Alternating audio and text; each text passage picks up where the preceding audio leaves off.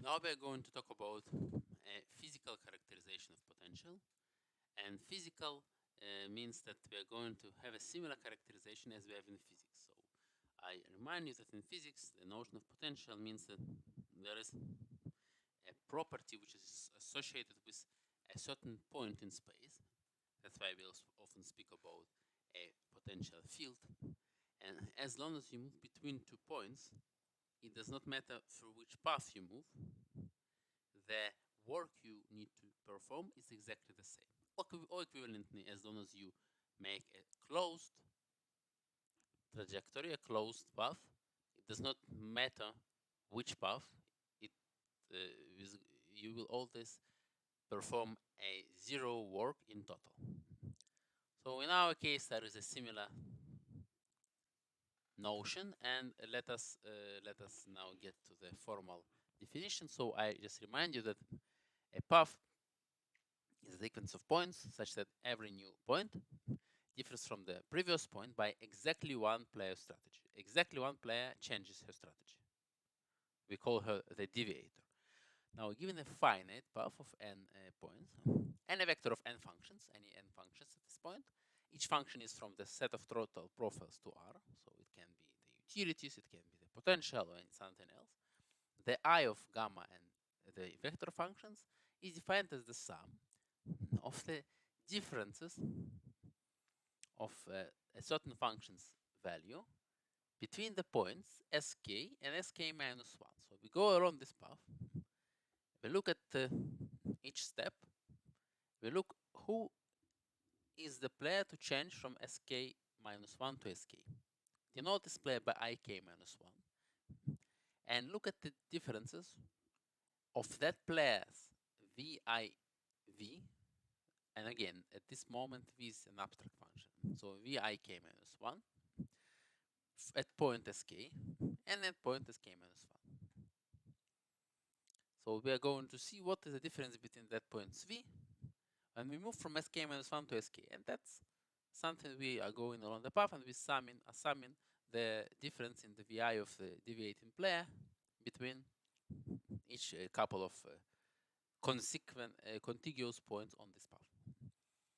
And that's the definition. So we kind of count the change in the respective function along this path, and then we need we need 3 additional small definitions, and then we are going to be able to formulate the characterization. So a path, finite path, is closed if the beginning point is equal to the end point.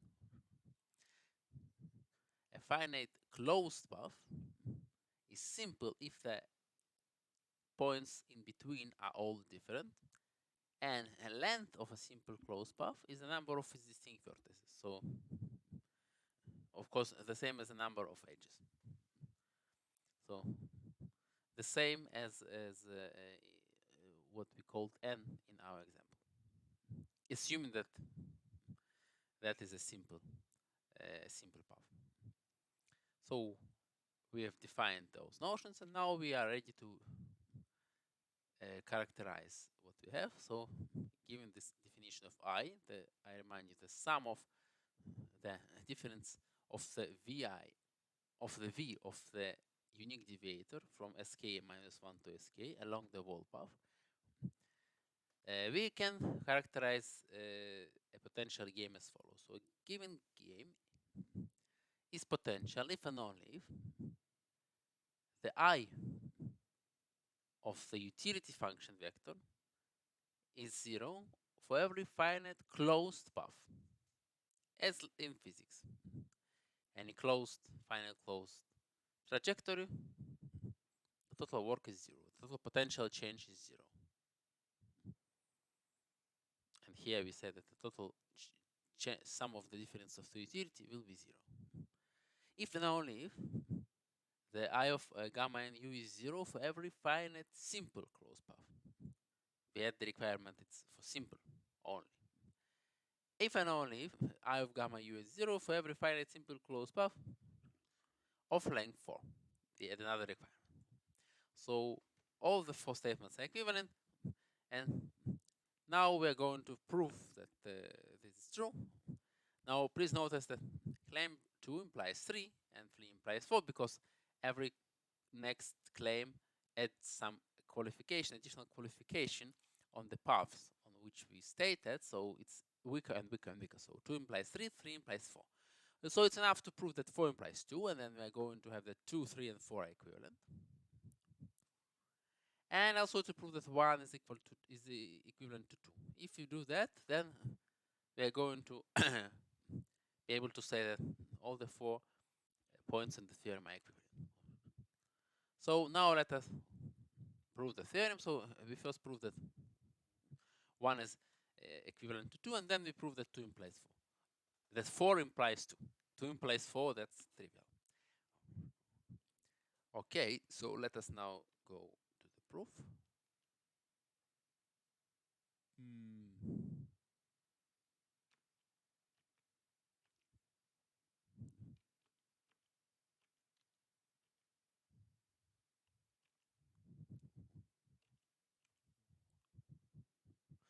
Okay. First, we prove that 1 implies 2. So if you have a potential function, then on every closed finite path, the sum of those differences of the corresponding utility functions of the unique deviator is 0. So, given any closed path, gamma, from S0 to profile S0, profile S1 till profile Sn, those profiles are points on this path, the I of this gamma and the utility function vector by the definition of potential is equal to I of gamma and the vector where each function is replaced by the potential, because the change in the corresponding utility is exactly the change in the potential by the definition of potential.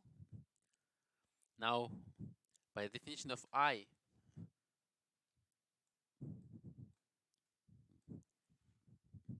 there is a telescope in sum because we have potential every time. So we are going eventually to arrive at the potential at the end minus the potential at the beginning. Let me just show you the definition.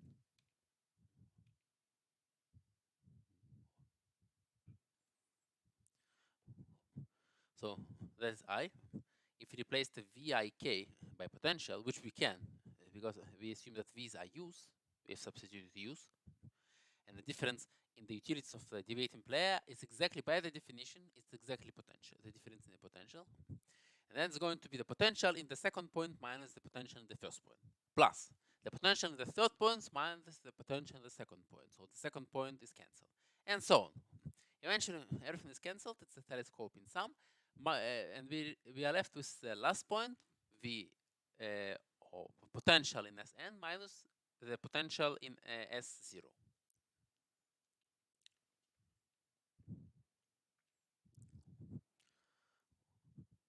And since the last and the first point are the same as the closed path, that's 0. And we've proven that having a potential implies that I of any closed path and the utility function is 0. Now the opposite is a bit more complicated, but it's a bit longer. It's not complicated. The intuition is that first we prove that the assumption that for any finite closed path, the utility, the sum of the utilities of the deviating player is 0, implies that the sum of the utilities of the deviating path, so the I, this thing, is independent of the path. It only depends on the first and the last point of the path. And that allows us to define potential, to define a function which we prove is a potential. So we first prove that for any point S and T, any two paths, gamma 1 and gamma 2 from S to T, have the same I, with the utility functions as the V. That's what we usually have here. We substitute the utility instead of V. So we start with writing down how gamma omega I looks. It's from S to T. So it's S, some S1, some S2, at some point k, it gets to T. So Sk is equal to T. And gamma 2 is from the same S, and then it goes to some S prime 1, S prime 2 at time k prime. We are not sure whether k prime is larger than k, smaller than k, equal to k. We don't know. S prime of k prime is also equal to T, so Sk is equal to S prime k prime. And then, in order to use our assumption about 0I on every closed path, create a closed path from those two paths. So we first go along W1, then we concatenate omega 1, then we concatenate that with the reverse of omega 2. So we go from S to Sk, and then we come back from S prime k prime, which is exactly equal to Sk,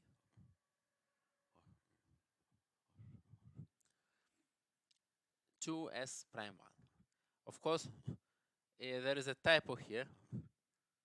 Sk and S prime k prime are equal. So that's not a path. We need just to write that once. So it's Sk, and then it's equal to S prime k prime, and the next point is already S prime k prime minus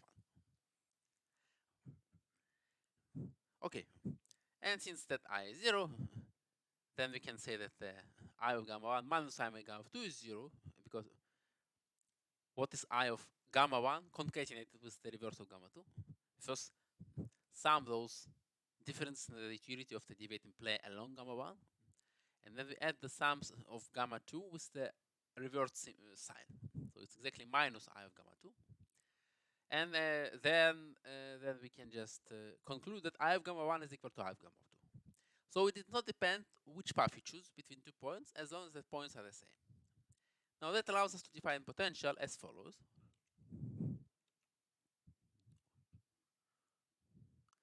So we have proved that for any 2 paths from the 2 points, I of gamma 1 is equal to I of gamma 2.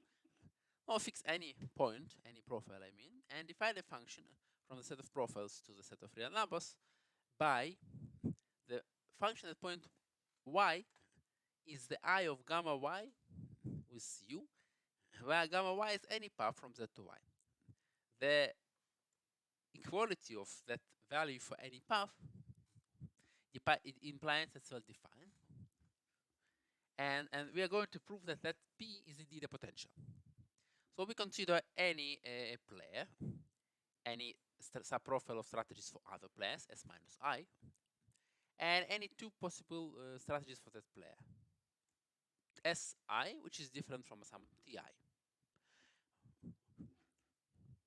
And by the definition, we are going now to define, we're going to use the definition. So for that goal, we're going to define omega 1 as a profile from this Z, which we just fix some Z.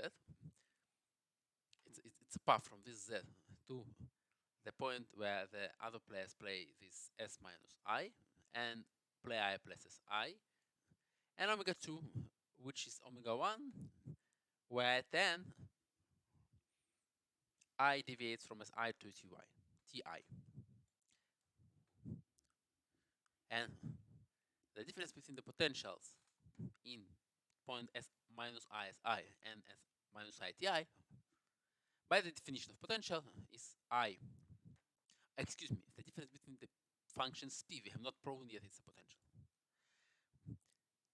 In those 2 points, by the definition of the function is equal to I of gamma 1 y minus I of gamma 2 1, gamma 2 y. U.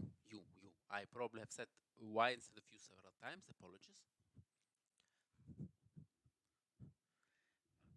And the difference between those 2 i's, by definition of I, is equal to the utility of the deviating player, who is I, in S minus I Ti, minus the utility of that player in S minus 1 Si. And the proven equality of the differences of the utilities and potentials and P proves that P is a potential. Okay, now we have proven that y implies 1 implies 2, 2 implies 1, and now, as I remind you, as I said, I remind you, we only need to prove that 4 implies 2. And then we are going to have that 1 is equivalent to 2, and 2, 3, 4 are all equivalent. They are all in a cycle of implications. And how can we prove that 4 implies 2? So we assume that 4 holds, so that the I is of gamma and u is 0 for every simple closed path gamma of length 4, only for those paths. And we prove that I of gamma u and 0 is true for every closed path. So we prove something which is apparently stronger, but it actually is the same. Intuition. We are going to shrink some parameter recursively till we arrive at a contradiction. Well, that's a vague intuition, but first we are going to understand, because we are going to make it in a very simple, clear way. So you're going to understand.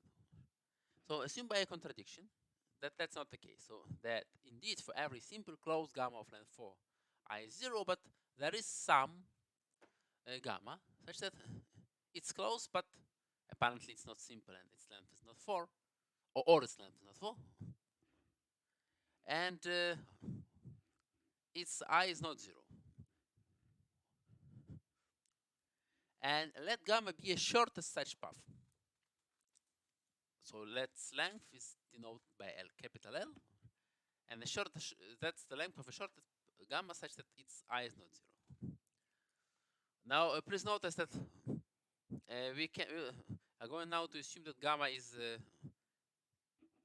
simple, because you can say maybe it's not because of a length, but because it's not simple. But if it's not simple, we can decompose it to several simple circles.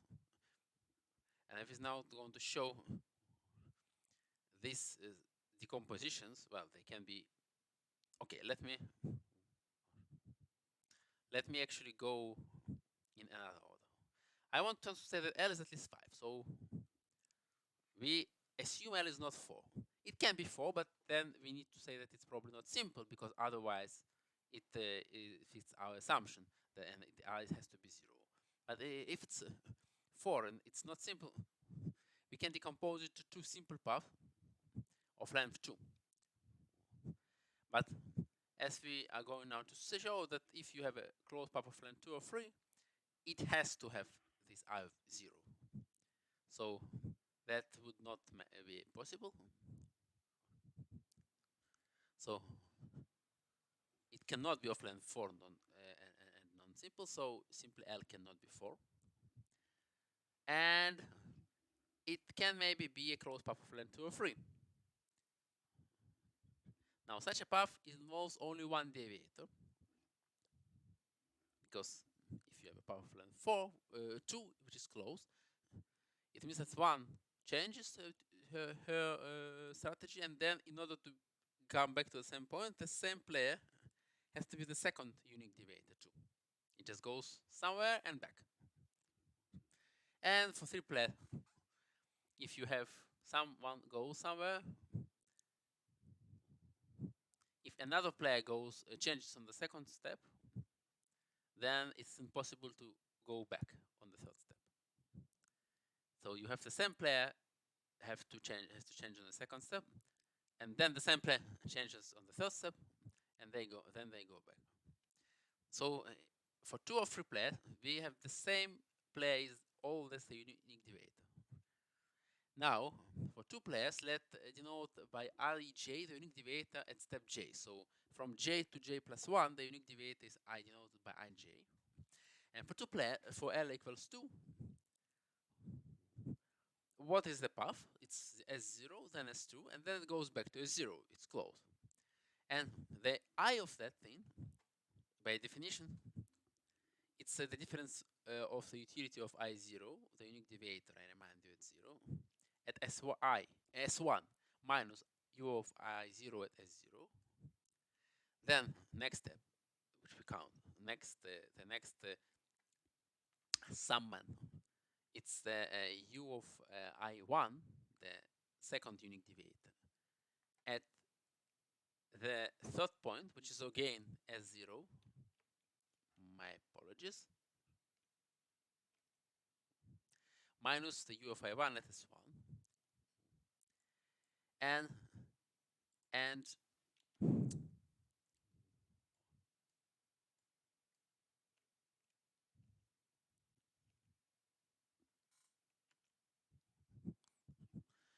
since I0 and I1 are equal, as we recently argued, that the unique deviator is the same for all those steps because it's of length 2, it says that 0. That cancels out.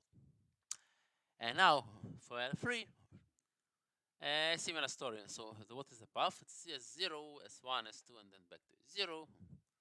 And then we just write out the definition.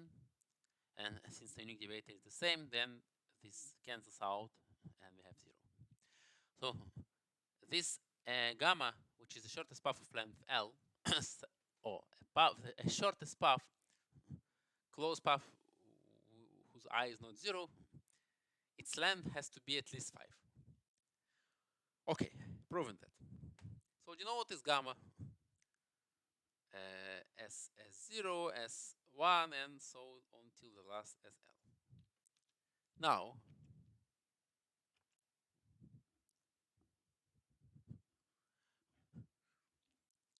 assume, I just recapitulate what we've done so that you remember between the slides. At I of gamma and u is equal to 0 for every simple closed path gamma of length 4. And now we assume to the contrary that there exists gamma of length, apparently, not apparently, as we have just shown, it has to be larger than 4, such that I is not 0, and then denote the unique deviator at step j as Ij. Now, without loss of generality, I of 0 at the first, at 0th step, from 0 to 1, the unique deviator is 1. Otherwise, we would have done the same, what we are going to do now, with another player. We can just denote it by k. It would simply be more complicated to present. So imagine without loss of generality, I of 0 is 1. Since SL is equal to 0, so we need to get back to the same point. At some point, 1 is going to deviate at least once again. So there exists some j, at least 1, between 1 and L minus 1 including, such that it's that I of j is again 1. And now this j cannot be 1. We are not going to show that it can neither be 1 nor L minus 1. It has to be strictly between. So why cannot it be 1? Then the path without S1, because S0 from S1, player 1 changes. S1, if that were the case, again player 1 changes to S2. We can just look at directly from S0 to S2. It's also a path, because only player 1 changes. Of course, unless S2 is equal to 0, unless player 1 simply went to some other strategy and came back. And then you wouldn't be a path, but then just cutting off S0 and S1, just going from S2 to SL would be a closed path of length smaller than n. And mu would be of that path would be 0, not 0, because we've cut out something which results in 0, and that would contradict the assumptions. And now we close the parentheses, which begin with unless. So j is not equal to 1, because then the path mu is a path, unless, and that's something we have said in the parentheses, and then so mu is a path of length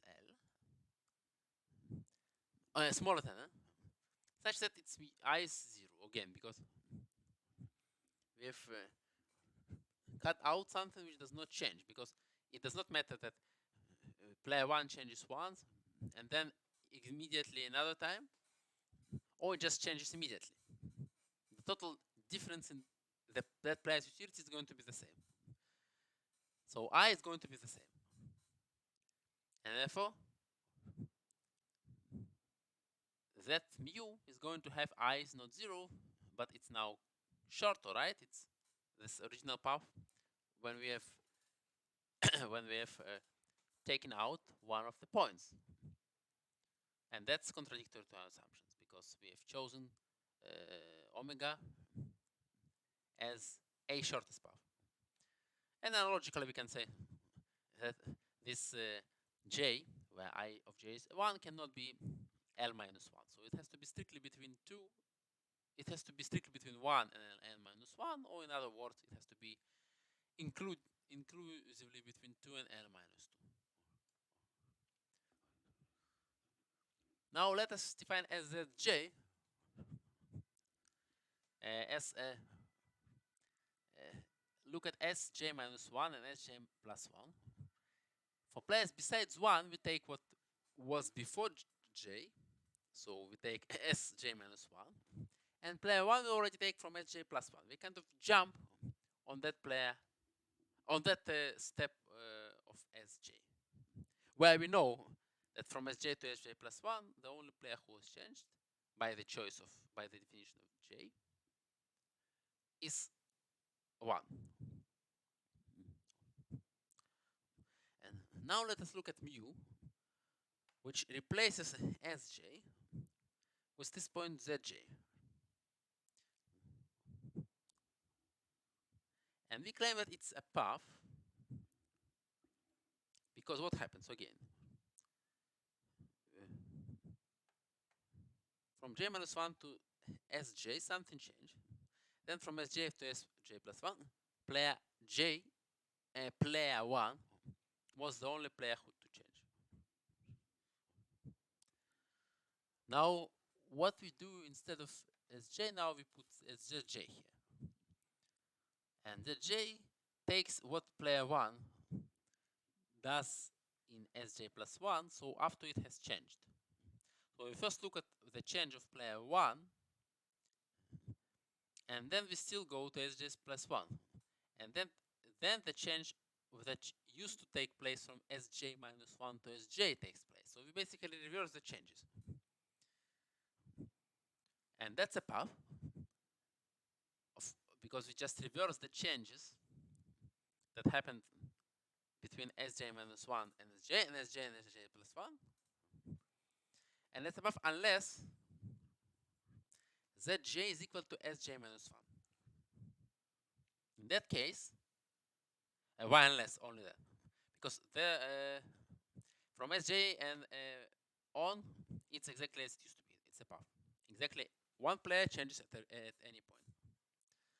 From Sj to Sj plus 1, Zj plus Sj plus 1. And I said it's exactly the same that used to be before, simply that the changes are now in the reverse order. The only question is what happens between Sj minus 1 and Zj, and they can be equal, but that would imply that we can just remove J altogether, because if Zj equal to Sj minus 1, what does it mean? That from J minus 1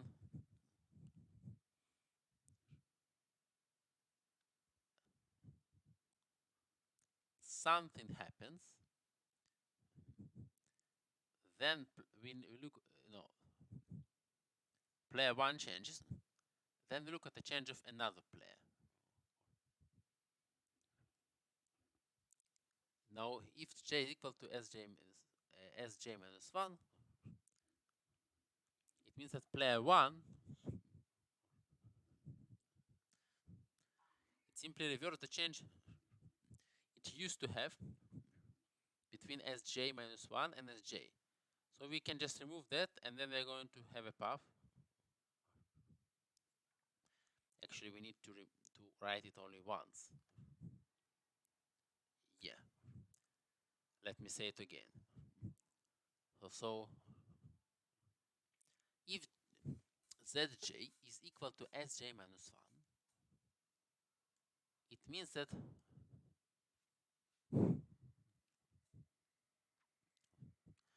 j plus 1 has the same action of player 1 as it had in j minus 1. Since we know that there was a change in player 1's action from sj to sj plus 1, it means that also from sj minus 1 to sj there was a change, exactly the opposite change of player 1.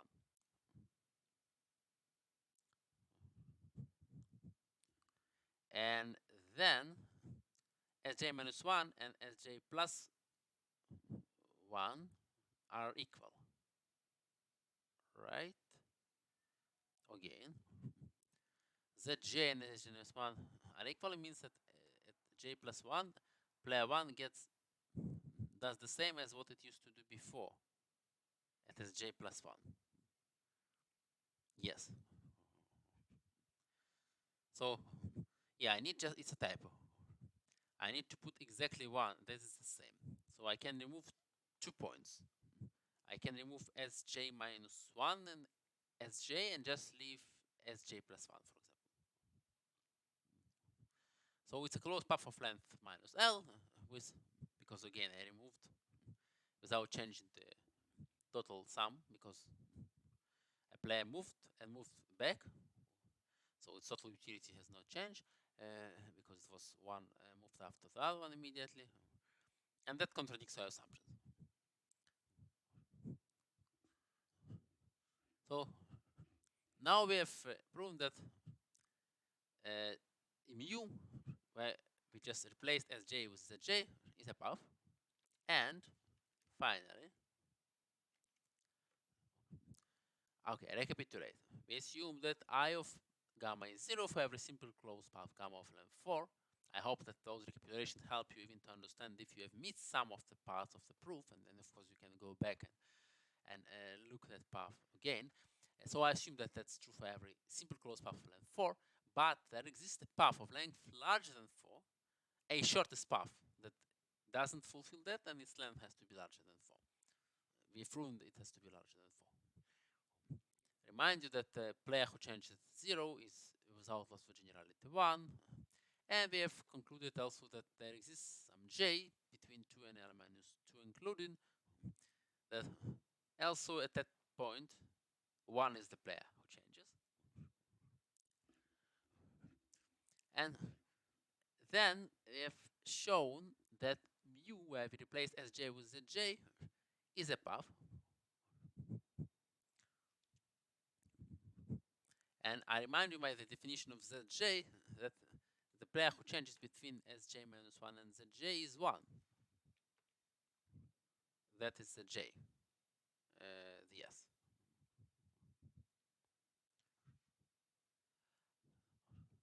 So,